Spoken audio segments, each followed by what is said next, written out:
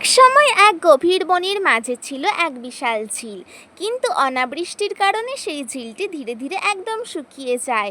জলের অভাবে বনের পশু পাখিরা তৃষ্ণায় ছটফট করছিল, চারিদিকে শুধু হাহাকার। ঠিক তখনই আকাশ আলো করে সেখানে আবির্ভূত হলেন ধন সম্পদ ও দয়ার দেবী মা লক্ষ্মী।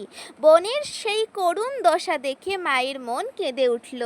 দেবী লক্ষ্মী বললেন, আহা, আমার এই অবুঝ সন্তানগুলো জলের অভাবে এভাবে কষ্ট পাচ্ছে, না আমি তা সইতে পারছি না।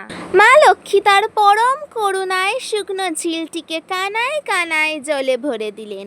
জল পেয়ে বনের হরিণ, খরগোশ আর নানান রঙের পাখিরা ছুটে এলো।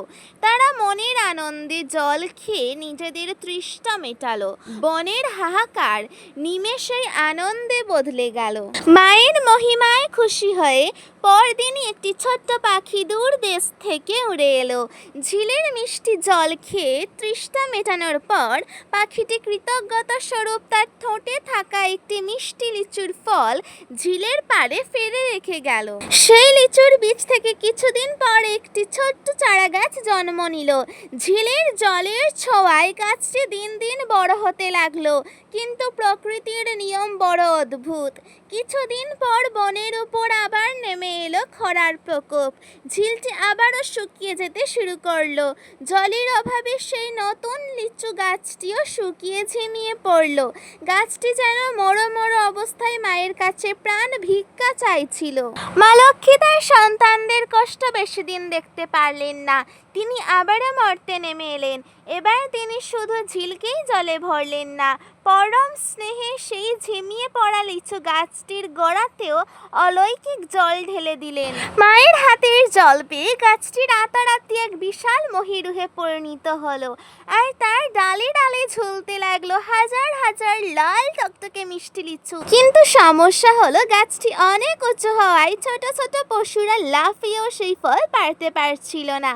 তারা ফলের দিকে তাকিয়ে দীর্ঘশ্বাস ফেলছিল। তা দেখে দয়াময়ী মা লক্ষ্মী মুচকি হাসলেন। তিনি নিজে গাছ থেকে একটি একটি করে মিষ্টি লিচু পারলেন এবং পরম আদরে তৃষ্ণার্ত ক্ষুধার্ত পশু পাখিদের মুখে তুলে দিতে লাগলেন। মায়ের হাত থেকে ফল পেয়ে বনের সব পশু পাখির জীবন ধন্য হলো। পশু পাখিদের তৃপ্তি দেখে মা লক্ষ্মী বললেন, মনে রেখো, ধন দৌলত বা সোনা দানা আসল সম্পদ নয়। ক্ষুধার্তকে অন্ন দেওয়া আর তৃষ্ণার্তকে জল দেওয়াই হলো পৃথিবীর সবচেয়ে বড় ধর্ম। মানুষের প্রতি, জীবন জগতের প্রতি এই করুণা ও ভালোবাসাই হলো জীবনের প্রকৃত সম্পদ। মা লক্ষ্মীর কৃপায় তোমাদের ঘরেও ধন সম্পদ ভরে উঠুক। চ্যানেলটিকে সাবস্ক্রাইব করে যাবেন এবং কমেন্টে জয় মা লক্ষ্মী লিখে যাবেন।